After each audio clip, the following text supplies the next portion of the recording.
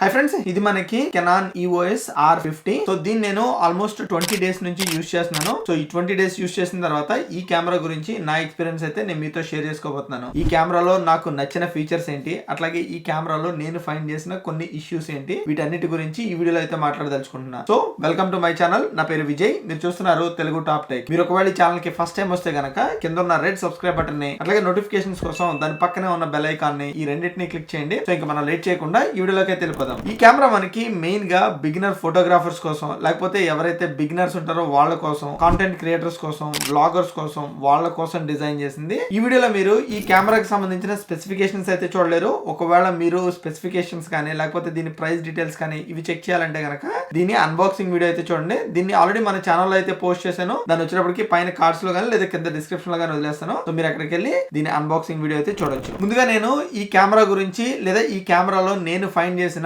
కొన్ని ఇష్యూస్ గురించి అయితే మాట్లాడతాను. సో ఫస్ట్ నేను మేజర్ గా ఫైండ్ చేసింది బిల్ట్ ఇన్ ఫ్లాష్. నేను చిన్న లెన్స్ యూస్ చేస్తున్నంత వరకు ఈ బిల్ట్ ఇన్ ఫ్లాష్ వల్ల నాకు ఎటువంటి ఇబ్బంది లేదు. సో మీరు నైట్ టైం ఫొటోస్ తీసినా ఈ ఫ్లాష్ అనేది మనకి పర్ఫెక్ట్ గా వర్క్ అవుతుంది. కాకపోతే మీరు ఎప్పుడైతే ఈ చిన్న లెన్స్ తీసేసి ఇట్లాంటి ప్రీమియం లెన్స్, ప్రైమ్ లెన్స్, పెద్ద లెన్స్ యూస్ చేస్తారో అప్పుడు మనకి ఈ బిల్ట్ ఇన్ ఫ్లాష్ తోటి అయితే ఇష్యూ వస్తుంది. సో మీరు ఈ లెన్స్ దీనికి కనెక్ట్ చేసినప్పుడు ఆటోమేటిక్ గా మనకి బిల్ట్ ఇన్ ఫ్లాష్ పైకి ఉన్న ఇది క్లిక్ చేసినప్పుడు దీన్ని లైట్ వచ్చినప్పటికి ఇది బ్లాక్ చేస్తుంది. దాని వల్ల మీకు ఫొటోస్ లో వచ్చినప్పటికి కైండ్ ఆఫ్ బ్లాక్ ఆర్చ్ అనేది వస్తుంది అనమాట. సో అట్లా రావడం వల్ల మనకి half of the photo like kind of dark mode లో వస్తుంది and half of the photo వచ్చినప్పటికి మనకి లైట్ మోడ్ లో వస్తుంది. సో అదొకటి ఇష్యూ అని ఫైండ్ చేశాను. ఒకవేళ మీరు ఈ ఇష్యూని రిజాల్వ్ చేయాలంటే గనక మీకు ఎక్స్ట్రా ఏం అవసరం లేదు. జస్ట్ మనకి ఇక్కడ బిల్ట్ ఇన్ ఫ్లాష్ పోర్ట్ ఉంది కదా, సో ఆ పోర్ట్ లో ఎక్స్టర్నల్ ఫ్లాష్ యూస్ చేస్తే గనక మీకు ఆ ఇష్యూ అయితే ఉండదు. సో మీకు అది ఎట్లా ఉంటుంది అనేది ఒకసారి చూపిస్తా చూడండి.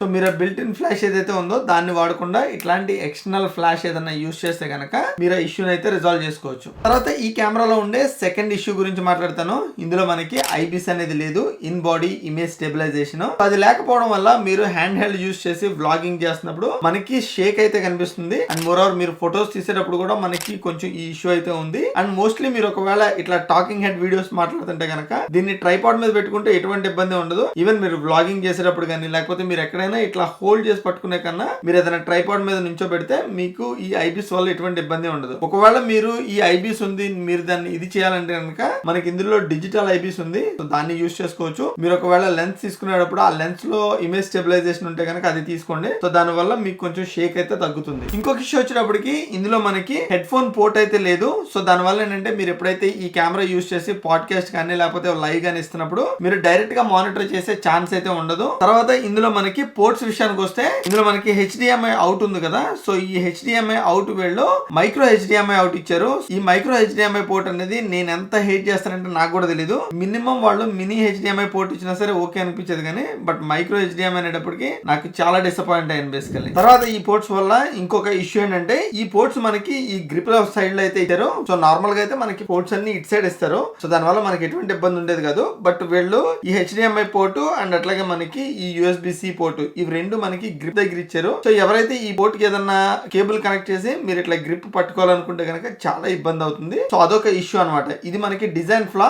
మేబీ కెనాన్ వాళ్ళు నెక్స్ట్ వర్షన్ లో దీన్ని ఫిక్స్ చేస్తారని అనుకుంటాను. సో మోస్ట్లీ వీళ్ళు అన్ని పోర్ట్స్ వేరే సైడ్ ఇచ్చుంటే కనుక చాలా బాగుండేది. తర్వాత కెనాన్ మిర్రర్లెస్ కెమెరాస్ లో ఉండే మేజర్ ఇష్యూ ఏంటంటే దీనిలో మనకి థర్డ్ పార్టీ లెన్స్ అయితే అవైలబుల్ లేవు. మీరు ఒకవేళ పాత కెనాన్ కెమెరాస్ చూస్తే కనుక EF మౌంట్ ఉండేవి. దానికి మోస్ట్లీ సిగ్మా గానీ లేకపోతే టామరన్ గానీ వీళ్ళందరూ డిఫరెంట్ లెన్స్ అయితే ప్రొవైడ్ చేసేవారు. సో అది మనకి కొంచెం తక్కువ ప్రైస్ లో వచ్చేది, మంచి ప్రీమియం లెన్స్ అయితే వచ్చాయి. అది మనకి థర్డ్ పార్టీ లెన్స్ మనకి RF మౌంట్ కి అయితే అవైలబుల్ లేవు. సో ఐ థింక్ సిగ్మా వాళ్ళు ఆల్రెడీ కొన్ని మేకింగ్ లో ఉన్నాయి, కాకపోతే ఏంటంటే ఇంకా అవి బయటకి అయితే రాలేదు. దానివల్ల మనకి కెమెరాకి లెన్స్ ఆప్షన్స్ అయితే చాలా లిమిటెడ్ ఉన్నాయన్నమాట. మీ దగ్గర పాత లెన్స్ ఉంటే గనక ఆ పాత లెన్స్ మీరు ఒక అడాప్టర్ యూస్ చేసి మీరు ఆ పాత లెన్స్ ని కొత్త కెమెరాకి అయితే కనెక్ట్ చేసుకోవచ్చు. సో అదొకటి పాజిటివ్ అనే చెప్పుకోవచ్చు. బట్ జనరల్ గా సిగ్మా లాంటి థర్డ్ పార్టీ వెండర్స్ కూడా వచ్చి దీనికి లెన్స్ తయారు చేస్తే కనుక ఇంకా బాగుంటుంది యాక్చువల్లీ. అండ్ ఇంకోటి ఏంటంటే ఇది మనకి చిన్న కెమెరా వల్ల ఈ గ్రిప్ అనేది నాకు కంఫర్టబుల్ లేదు. చాలా చిన్న గ్రిప్ బేసికల్లీ. ఎస్పెషల్లీ మీకు ఎవరికైనా ఇట్లా పెద్ద హ్యాండ్స్ ఉంటే కనుక పట్టుకునేటప్పుడు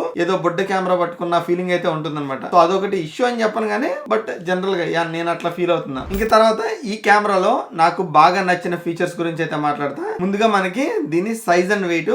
ఇందాక చెప్పా కదా, సైజ్ చిన్నగా ఉండటం వల్ల ఒక డిసడ్వాంటేజ్ ఏంటంటే ఈ గ్రిప్ మనకి సరిగ్గా లేదు. ఒకటి సైజ్ చిన్నగా ఉండటం వల్ల ఏంటంటే ఇది కైండ్ ఆఫ్ పోర్టబుల్ అనమాట. బేసికలీ మీరు ఎక్కడికైనా చాలా ఈజీగా క్యారీ చేయొచ్చు నెంబర్ 1. అండ్ దీని వెయిట్ కూడా చాలా తక్కువ. దాని వల్ల ఏంటంటే మీరు పట్టుకున్నంత సేపు పెద్ద కెమెరా అంటే మీకు చేయి లాగడం కానీ అట్లాంటి ఇష్యూస్ అయితే ఉండవు. సో మీరు ఇది ఎక్కడికైనా చాలా ఈజీగా క్యారీ చేయొచ్చు. తర్వాత ఈ కెమెరా వచ్చేటప్పటికి చాలా easy to use.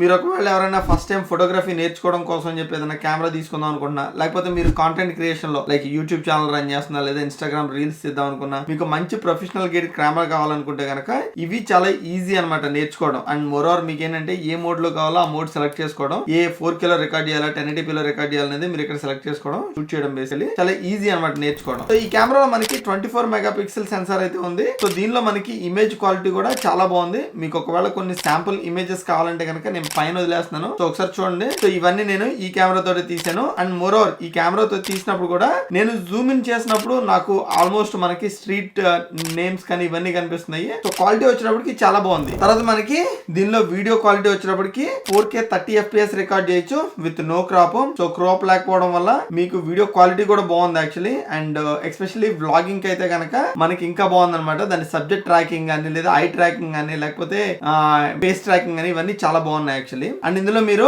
10-bit colour లో అయితే రికార్డ్ చేయొచ్చు. దాని వల్ల మనకి వైబ్రెంట్ కలర్స్ అయితే వస్తాయి. అండ్ మోరోవర్ మీరు ఎక్కువ కలర్ ఆప్షన్స్ అయితే ఉంటాయి అనమాట. అదొకటి ఈ కెమెరాలో పాజిటివ్ అని చెప్పొచ్చు. నాకు ఇందులో ఉండి ఇంకొక కంప్లైంట్ ఇందాక చెప్పడం మర్చిపోయాను. ఈ బటన్స్ ఉన్నాయి కదా, ఈ బటన్స్ చాలా దగ్గరకు ఉంటాయి అనమాట. సో జనరల్ గా ఈ బటన్స్ సెలెక్ట్ చేసుకునేటప్పుడు ఒక బటన్ ప్రెస్ చేయబోయి ఇంకో బటన్ ప్రెస్ చేస్తున్నాము. సో అదొకటి నేను ఒక ఇష్యూ ఫేస్ చేశాను. బట్ జనరల్ గా ఏంటంటే మనకి ఈ ఆర్టికులేటెడ్ స్క్రీన్ ఉంది కదా, సో ఇది వచ్చేటప్పటికి మనకి touch screen. So touch screen and articulated screen. So దాని వల్ల నేను అసలు ఎప్పుడు ఈ బటన్స్ అయితే యూజ్ చేయను. మోస్ట్లీ ఈ టచ్ స్క్రీన్ లో ఆప్షన్స్ మాత్రమే సెలెక్ట్ చేస్తాను. సో అదొకటి చాలా బాగుంది యాక్చువల్లీ. సో ఇదండి మనకి కంప్లీట్ గా కెనాన్ R50 గురించి. సో మీకు ఈ వీడియో నచ్చితే కనుక కింద ఉన్న లైక్ బటన్ ని క్లిక్ చేసి ఈ వీడియోని మీ ఫ్రెండ్స్ అండ్ ఫ్యామిలీ మెంబర్స్ తోటి తప్పకుండా షేర్ చేసుకోండి. Thank you all so much. See you in another video. By.